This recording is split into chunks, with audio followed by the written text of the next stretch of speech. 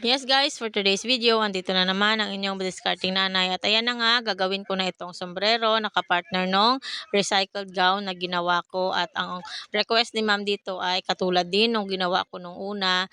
Ayun din mismo ang gusto niyang gawin ko. At ayan na nga siya guys, buti na lang may mga tira-tira pa talaga akong gamit nung nakaraan kong gumawa ng recycled gown. At lahat ng ginamit ko ngayon ay tira lang talaga nung nakaraan. Kaya ayan, yung itong pink na sako na lang yung gagamitin ko kasi nga yung puting sako ay mahirap siyang tahiin kasi nga nagtatastas siya. Mas okay itong pink na ito. Medyo matigas lang siya pero mas okay siya gamitin kasi nga sombrero naman yung gagawin ko kaya mas maganda din talaga yung matigas na material ang gagamitin ko.